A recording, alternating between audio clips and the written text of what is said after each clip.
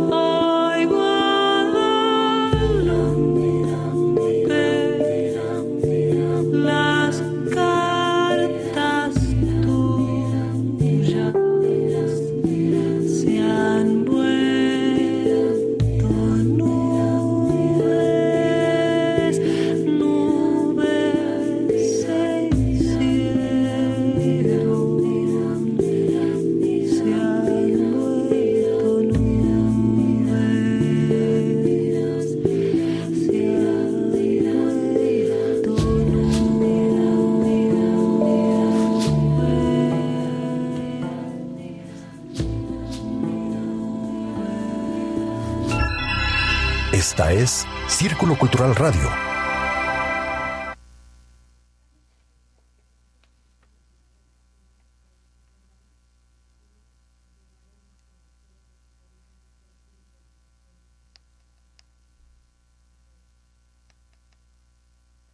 Ya estamos aquí nuevamente, parece que por un momento perdimos la señal. Estamos platicando de la historia y seguiremos platicando en nuestro próximo programa. Y hoy solamente hablaremos de una mujer a la que se le llamó Lady Calderón de la Barca. Y bueno, ella era una escocesa en México que tuvo algunas aventuras. Los viajes hace más de siglo y medio no eran lo que hoy son. Testimonio de ello son las reseñas escritas en 1839 por Madame Calderón de la Barca, cuando ella vino a residir en México. Esta dama acompañó a su esposo Ángel Calderón de la Barca, que era ministro plenipotenciario de España en México, una vez que nuestro país, o sea México, obtuvo el reconocimiento español como nación independiente. El trayecto hacia Veracruz inició en La Habana, a bordo de un barco de guerra impulsado por velas. Los primeros días, pues hubo un clima pero más o menos bueno, pero debido al poco viento, pues no avanzaban. A pesar del mar tranquilo, no cesaba la molestia de los constantes balanceos, a tal grado que esta mujer comentó: dan ganas de tirarse por la borda para descansar de una vez. Todo se ha roto, se está rompiendo. Hasta los cañones vomitan las balas que les salen por su propio peso. A diferencia de los cruceros actuales, en aquel entonces las diversiones durante la travesía consistían simplemente en contemplar el mar, pasear por la cubierta o leer armados con una naranjada, sin hielo y un abanico para contrarrestar la fuerza del calor. Qué feo una naranjada sin hielo. Así es. En los días de pesca observaban cómo los peces se precipitaban al cebo y no les faltó la aventura del tiburón que se acercó a comerse a sus presas después de la cena. Antes de irse a dormir se entretenían un rato escuchando a un joven que contaba cuentos. La historia platicadita. Uh-huh. Cuando al fin estuvieron lo suficientemente cerca del puerto de Veracruz como para verlo en el horizonte, enmarcado por el pico de Orizaba y el cofre de Perote, fueron recibidos por los nortes, típicos de esta región, los cuales, a pesar de ser chocolateros, que es una palabra de origen popular que se refiere a cualquier norte que se hace descender, ¿no?, a la temperatura, con lo cual dan ganas de beber un chocolate bien caliente, ¿no? Entonces, cuando fueron recibidos con los chocolateros, empujaron amenazadoras nubes negras cargadas de lluvia y embravecieron el mar. El consecuente zarandeo del barco era tal que parecía estar poseído por el demonio, y todos los pasajeros se asustaron cuando una de las velas se rasgó como si estuviera hecha de papel. La primera noche del norte, los Calderón de la barca se acostaron en las hamacas del camarote del capitán, quien les había cedido su espacio para no caerse de las literas.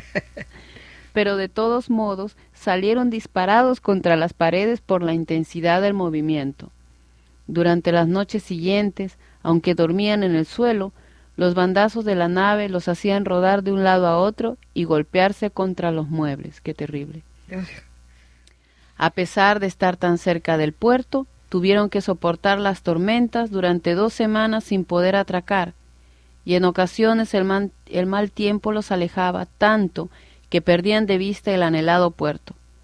Cuando por fin amainó el viento y pudieron llegar a San Juan de Ulúa, Madame estuvo de acuerdo con los marineros que expresaron: este es el viaje del Orinoco. El que no se murió se volvió loco. Bueno, ya en Veracruz fueron hospedados en casa de una de las familias ricas de la localidad y después de 2 días de descanso debieron continuar su trayecto hacia la Ciudad de México. Entonces les ofrecieron 2 opciones: hacer el viaje en litera o en diligencia, y estos eligieron la segunda, pero el día previsto fueron despertados a las 2 de la mañana para abordar los cajones que les enviaron como carruajes. Encajonados y medio dormidos, partieron surcando la arena de los médanos veracruzanos rumbo a Magna de Clavo, en donde el general Antonio López de Santa Anna los había invitado a desayunar.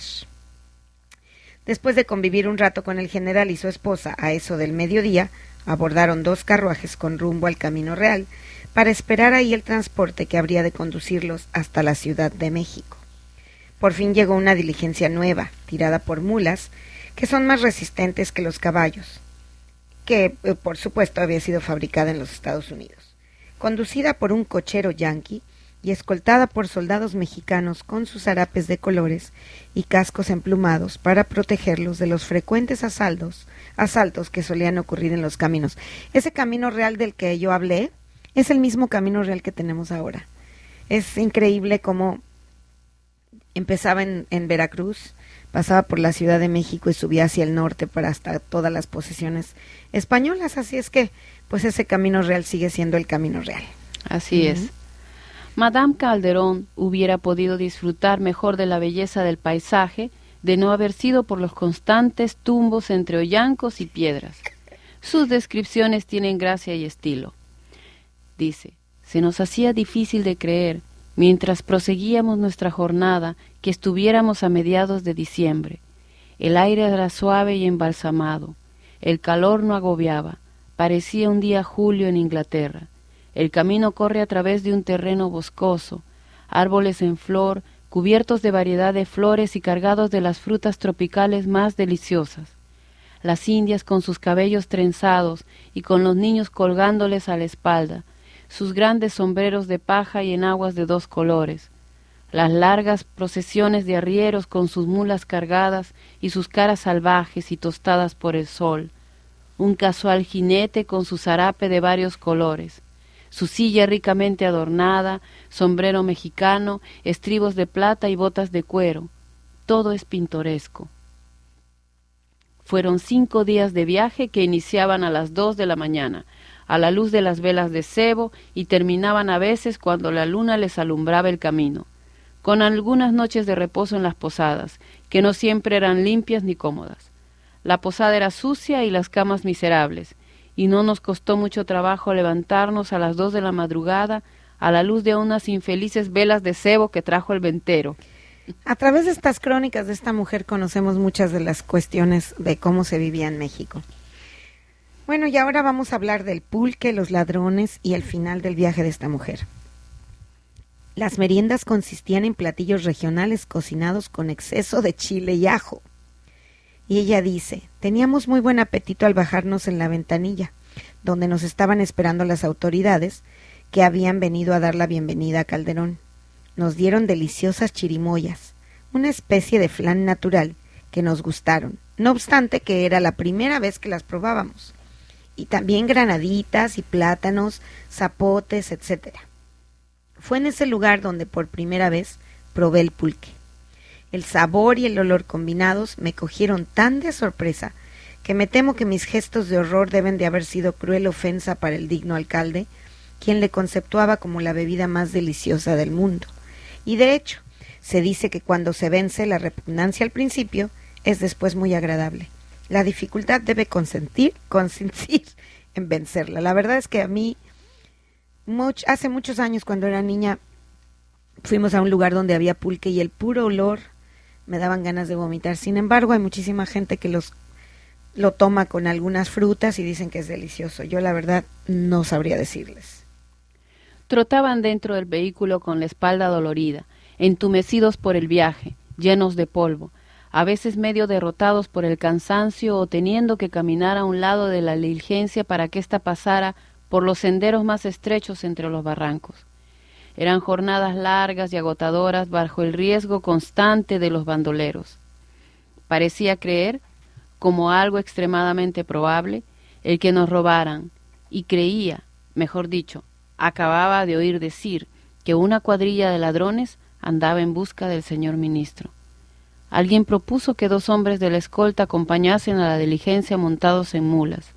El capitán observó que aun cuando él estaba enteramente a nuestra disposición, 2 hombres no servirían para nada, puesto que en caso de un asalto, la resistencia de no contar con escolta suficiente sería además de peligrosa inútil. Bueno, pues se nos ha acabado el tiempo y no hemos podido terminar esta historia de Madame Calderón de la Barca, de la cual ya nos falta muy poquito y con la que iniciaremos nuestro próximo programa y con un resumen de lo que hablamos hoy. Les agradecemos mucho su atención. Se despide de ustedes Verónica Escames. Me despido de ustedes, soy Patricia Linares. Muchas gracias por escucharnos y los esperamos la siguiente jornada.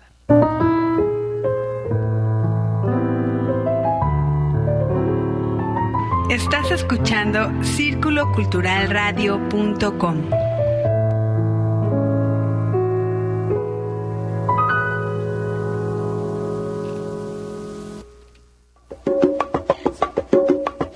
Mezcla de tradición, cultura y alimentación de la mano del molcajete. Texolotl, un espacio completo, equilibrado, inocuo, suficiente, variado y adecuado. Bienvenidos. Esta es la salsa de molcajete.